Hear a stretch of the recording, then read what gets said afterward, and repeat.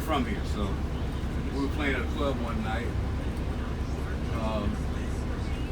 A guy came up to me at the end of the set and said, "I'm going to take 6, and I want you to play on our album."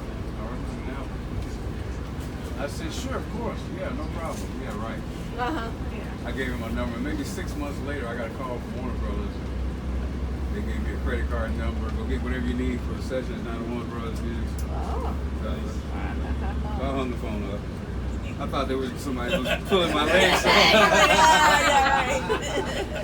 Long story. That credit card number though. No, well, back then, you know, credit. It was like this was like '94 or something like that, and you know, I thought nothing of this guy calls me and gives me a credit card number. I guess it could have been a temporary where they tear it up at the end or cut it up or whatever. But I mean, Warner Brothers, they know what they're doing. So finally, I called back and I confirmed it was for real. And they were a acapella gospel jazz group. Yes. Then they finally evolved into doing a live, an album with instruments and musicians. It's called Join the Band. So I was part of that venture they did, and they got a Grammy for the song that I played on, which was the biggest part of me. It was done by Ambrosia years ago, and they redid it. Yes, I know. Yeah. They redid it, and There you go. there you go. Wow. Excellent. Yep. Now my BB story, a lot more entertaining than that. I've been playing the BBs for like the last 15 years. And, I started out with the house band, the regular band, before I got my own. And so the BB King's drummer, a guy named Tony Coleman, had been with BB for 25 years. He and Tommy Peters were very tight. Tommy Peters owned all the BB Kings in the country, yes. So he hired me to play in the house band and still had connections with BB and all that. So let's make this long story even shorter. So as time went on, Tony actually left the band here at BB's, went back out with BB. I got a call at 2 in the morning. "Hey man, BB wants you to come on out. We're gonna fly you out to Tulsa." I went, "Plan another break." Tony called back, goes, "You hang up on me again." So that's how I got with BB. Plus, I had met him. He always, when he was alive, he played each BB King once a year. One in Memphis, one here in Nashville, Orlando. So me being in the house band, we opened up for him. So I got to rub the elbows with those guys. That's how I ended up with him. So that's my life. Great. That's I saw him once in concert at a station in Wichita, and went and saw him once in concert back in the early 90s. The early 90s? Yeah. Oh, he was hot then. Yeah. I saw him once on Delta. I had a first class seat and they moved my seat. And BB, they gave me Took like your 2 seat. seats. Oh, Yeah, yeah. but I'm like, it's cool. I'm out. I'm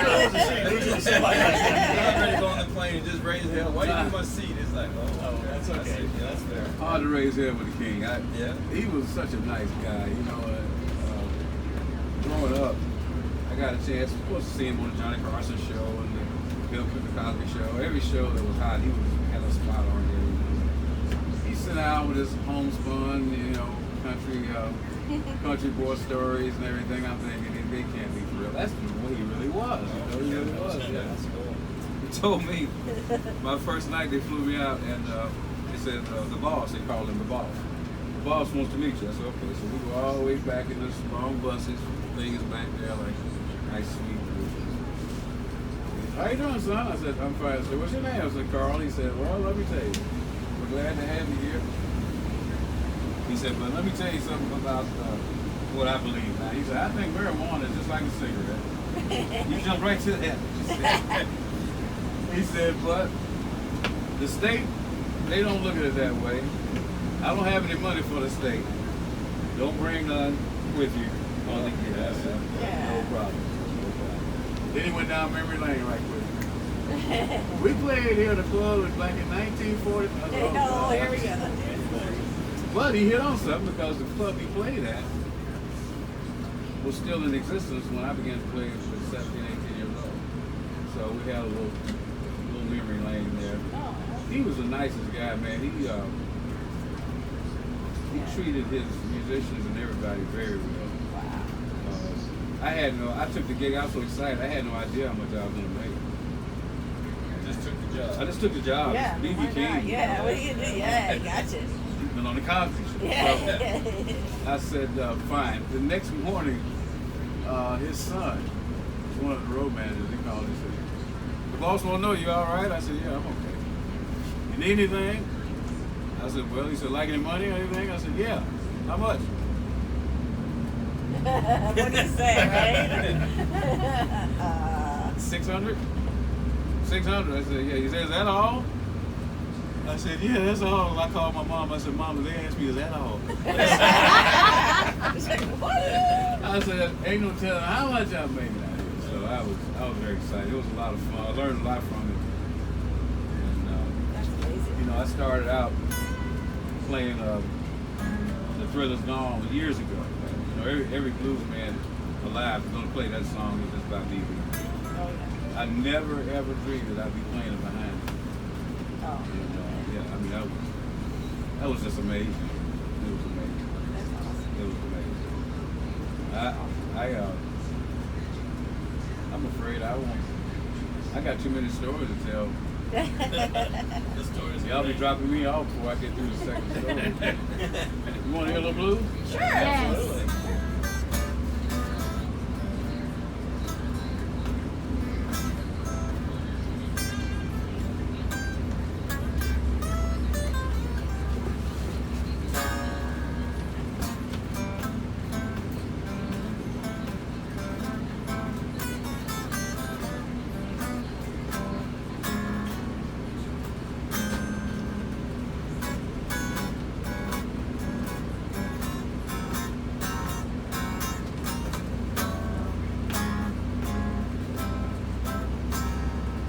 Rock me, baby.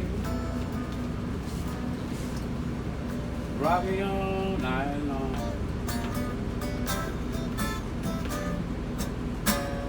Rock me, baby. Rock me all night long. Ah, ah, ah. Come on. When you rock me, feels like my back ain't got no bone. Roll me, baby, like a roller wagon wheel. Roll me, baby. This is the style of blues he played with the horns. It was really, that kind of blues was closer to jazz, believe it or not, than the regular old.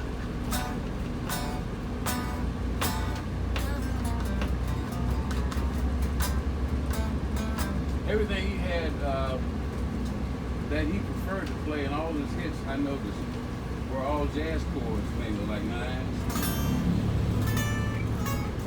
And then the horns would dance around. I'm a jazz fan, you know, myself, and I guess I preferred his blues because it was more melodic, you know, and it had more going on. Whereas Muddy Waters and those guys, their blues was closer to country music, if you listen to it.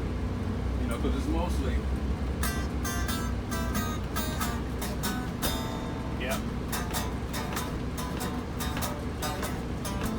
Yep.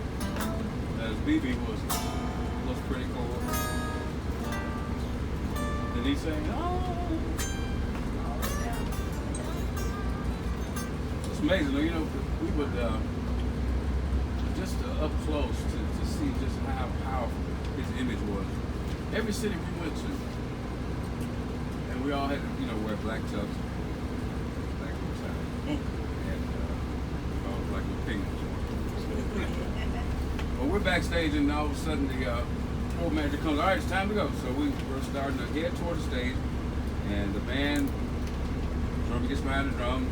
I pick my guitar up, the horn players, right the microphone, and we got a standing ovation everywhere we went just for walking out on stage because they know he's coming. Now that's powerful. Hadn't played a note. They're already getting the accolades. Yeah, I mean, it was exciting, you know.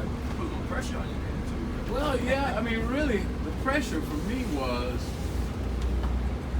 the first night. Wow. My flight was delayed a little bit, so they picked me up at the hotel. Oh, they picked me up at the airport, straight to the hotel, no shower, no shower, jump straight into the tub, straight to the dressing room. I sit down to tune my guitar, this guy comes in with this pretty suit on with Lucille in his hand and says, by the way, your job is to tune Lucille also. Woo! What's Lucille about? Okay. No pressure. No pressure. Oh, God. So I tuned Lucille, handed it back to him, and, like Lucille was a person.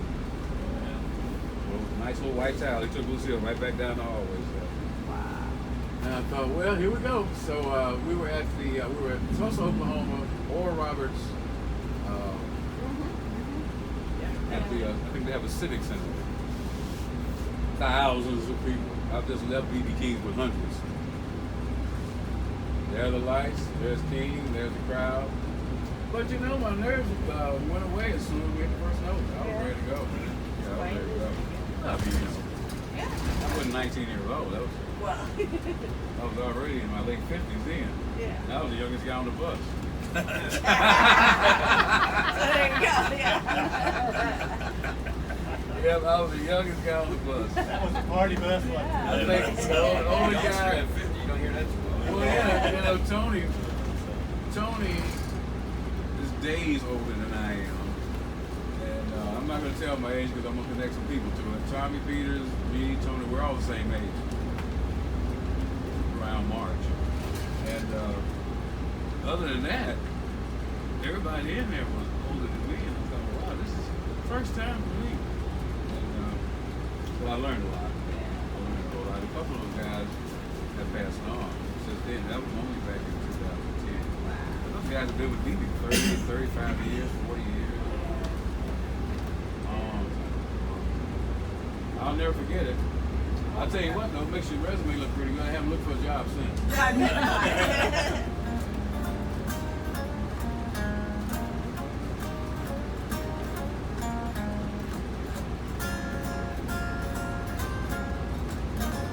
where are you guys from?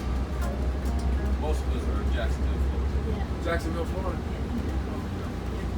What did you learn to play? Did you teach yourself or somebody? Well, I was about 11 or 12. Family member passed away, and the guitar ended up at our house from that family, that part of the family. And that's the first time I actually put my hands on one, and I picked it up wrong like I had to. Now, I was blessed and born with a very good ear for music, like my mother was. So anything I picked up was musical. I was going to get something out of it because I could hear. And the first touch says a lot because after that, when Mom bought me one of those plastic guitars with the plastic amp with the batteries in it, I picked it up the same way. I was about 16 by then. By 17, it was too late. I was already playing. Now, I learned from other guitar players how to tune the guitar. Then I would look upside down at their hand and what they were doing. I go home. I practiced 3 or 4 hours a day until I was probably about 20, 21. And I'm still learning now, but that's just sometimes I used to think I wish I had picked it up the other way, but then it challenges me with the way I play to find things that I can't finger like they do. I have to find another way to finger the same thing. All it does is teaches me more about the instrument. So. It's always amazing. I know because we went there it always fascinates me. Well, most of those guys play with the strings turned around the other way. This is totally upside down. I was gonna say you got it strung right. Yeah, this is right-handed for you. If you were a right-handed player, you just flip it over and play it. Yeah. There are very few guys that play like that. But Albert King was one of them. He played like that. I saw a guy on Facebook, but you can see everything there.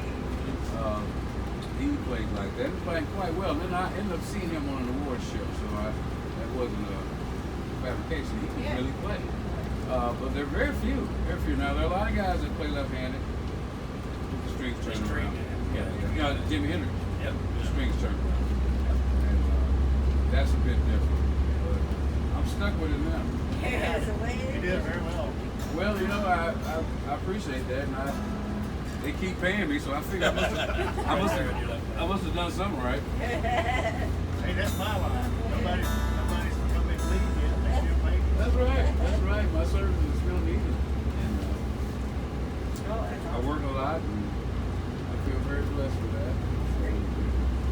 Things are going real well. I've got a great band of musicians. I got this wonderful singer I just hired. This young lady.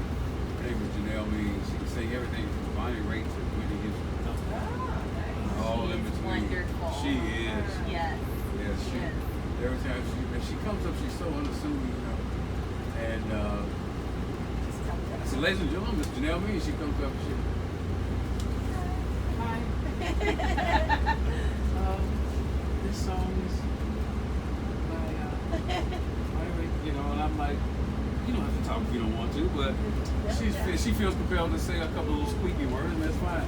And the crowd's going like, wow, she's really mild tempered. And then she opens her mouth up and everything changes. Oh my God. I said, baby, you say whatever you want to say. You just keep singing. Every time she does a song, she gets a standing ovation. I don't care who it's by. She's got that kind of presence and that kind of talent. I'm really happy to have. We haven't even begun to build a show around her yet. But the girl can sing Sade, Aretha Franklin, all that she does. And I always love you by Whitney, and everybody goes crazy. You've heard her. Oh my gosh, yes. Oh, She's like the all-star band. oh, that's right. I forgot about that. Yeah. I forgot about that. Yeah. That's right. She did. She was great. I heard her with a guy named Mark Christian, who's a jazz guitar, and they used to do a show on West End of the Commodore Inn, connected to the Holiday Inn, across from Central Park. And I saw on social media that they were doing a jazz night every hour, night off night. I said, well, I'll just check out. I'm always looking for new musicians and everything. And I walked in and he's got Janelle. I thought to myself, what is she gonna do? They did some Sarah Vaughan and she just blew it out of the Wow. So anytime we hire a woman, I know exactly who I want. Yeah. She's so sweet, so nice, so kind. And you never think that there's a lion down in there with that voice. I mean, really. You know, it's they have cameras at the club, and they showed me in the office of Faith there. She said, I'm going to show you this. When she started singing, the forks went down, the conversation dropped, and everybody was. I said, she's hired. That works. I love it. I love it. So how many years did you play with BB? I played with BB from 2010 to 2011. The club needed me. Great time. The club needed me. Actually, what happened was, the way I got on with BB was someone got sick. His backup guitar player had a lung collapse out in Oklahoma. And of course, they had to put him in the hospital. And BB told me, he said, now, I didn't get a chance to leave the country with him, so I did all the USA stuff. He said, now, the guy's name was Charlie. He said, Charlie wants to come back. He said, now, if he's able, I'm going to let him. He said, but if anything happens down the line at all, you were next in line. You were next in line. I promise you that. And I believe that, which I was heartbroken. I wasn't ready to leave, you know. But, so Charlie came back, and Charlie did not get sick anymore. I told one of my buddies, I said, I don't want him to die. If he could just ail a little while, you know. I said, but you know, that was a blessing. What an experience. Yeah. You know, just overnight, bam, he went BB King. Oh, man. So I was very, very thankful for that. And it's still with me. It still pays off. I still wear it. You know, people keep it alive. He played with BB King. So you know, that's a gift of a lifetime. Is there one performance with BB that stands out as like Well, yeah. My second night. The first night,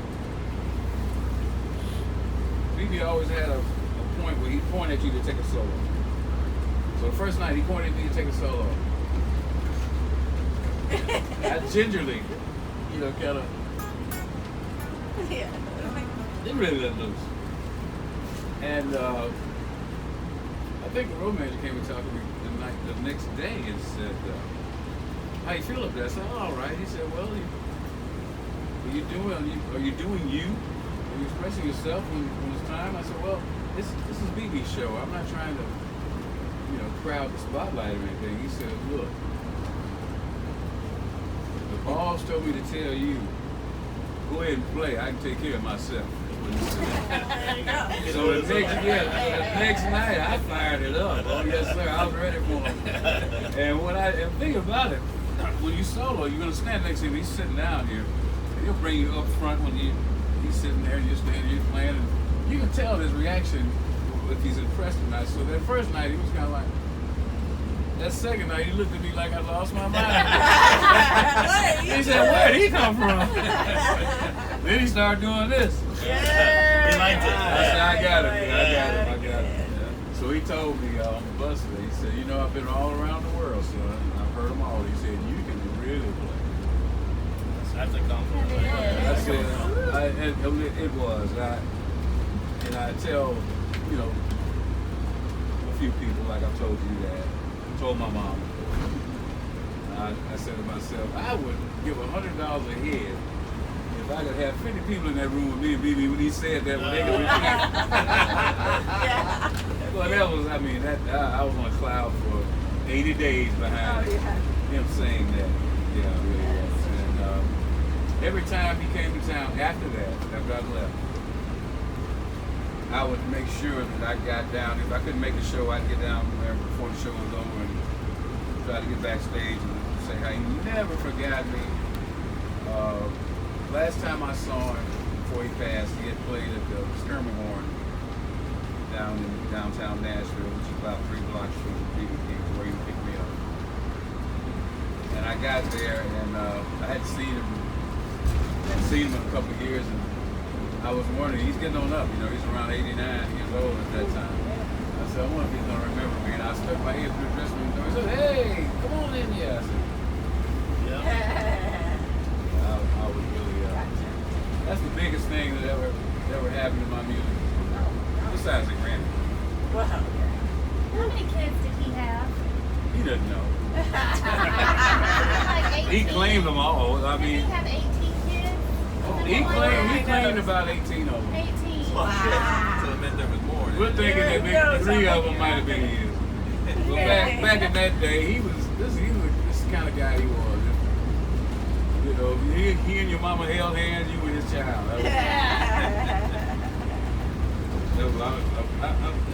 Speaking of which, on the tour bus, if you look behind the tour bus, there was a caravan of family that went everywhere we went. Wow. He'd already booked their hotel rooms and everything, and he had a magic number. Everybody got $500. There you go. Oh my gosh. There you go. So when I left the band, I Have you ever spent any time in Jacksonville?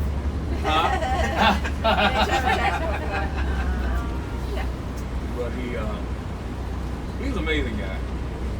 Oh, I imagine so. What a long career, Oh, yeah. all that time. I think he started in the 40s, early 40s, down in Memphis.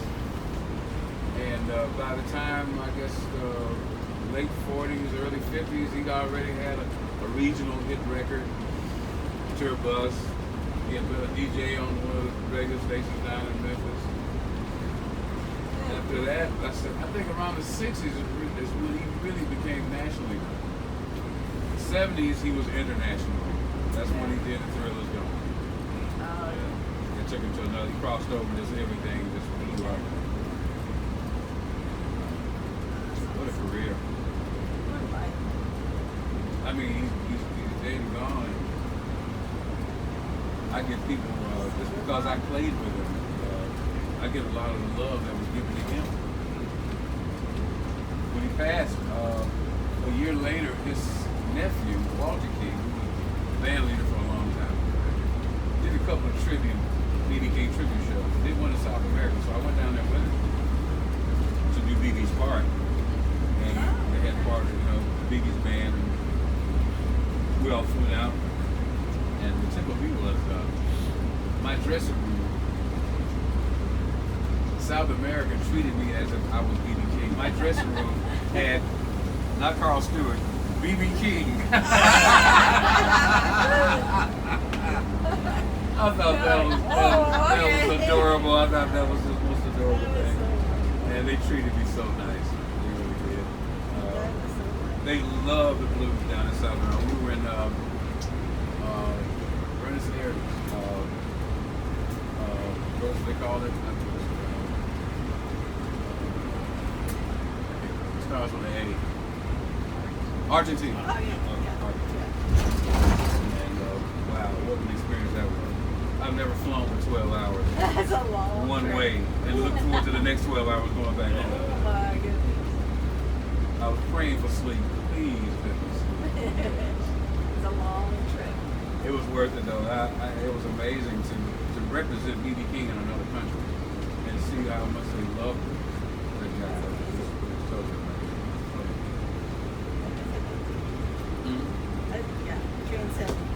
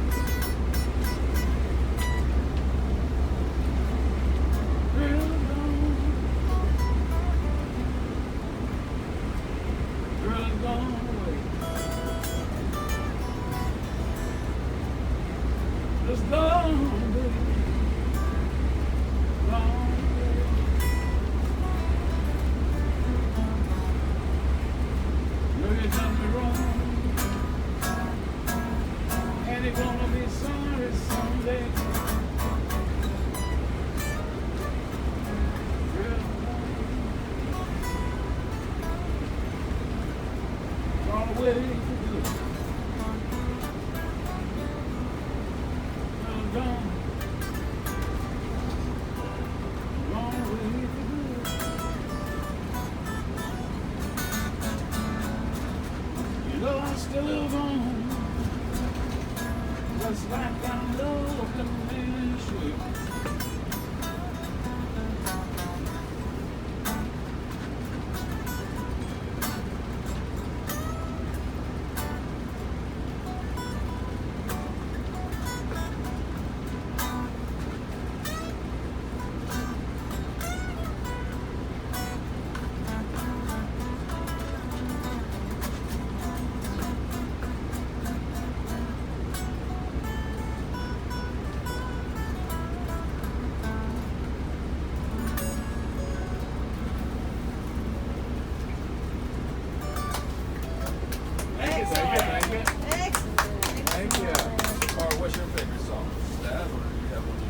favorite song by him? No, that you like playing. Just that you like a lot of years. Well, I never had a favorite song because I like, we have two categories of music, good and bad. My daddy used to say so. I like the good stuff, and so that encompasses all genres of music that I can understand, and that's from country to jazz to blues to R&B to gospel. Good is good. Understood. Yeah. So that's a hard question to answer. I love music, and I guess I choose to. I'm very comfortable with that way of thinking because it allows me to not be limited in my scope of what I do, and I'm in the people pleasing business, so it allows me to see into what other people like that may be a little different from what these people like, and I can appreciate most of it, so that helps me to do my job. So your band is blues or jazz? Neither. My band is, I like to say, human jukebox. There we are. Because we play live, that's what we do for a living, we play live. And when you play live, you're there to please, engage, and entertain multiple people. So know the business you're in, that's the business I'm in. And I think it's a science to that, and a bit of talent of reading people, looking at the crowd, and thinking ahead, a song ahead all the time. It's a job that I love, and I obviously do well enough to still get the paycheck. There you go. Your repertoire of music is amazing.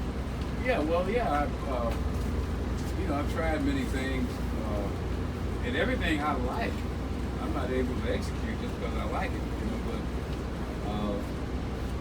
like I can't sing Whitney Houston, that's why I'm hired Janelle, get it done. No, but I will tell y'all that Purple Rain, he brings the house Really? down every Really? time.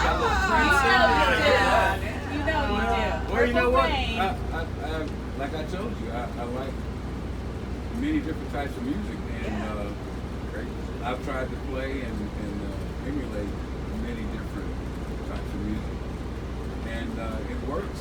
I have the talent to be able to jump here and jump over here, jump over there, jump over here, and the element of surprise can be a wonderful thing when you use it musically on a crowd that doesn't see it coming. See that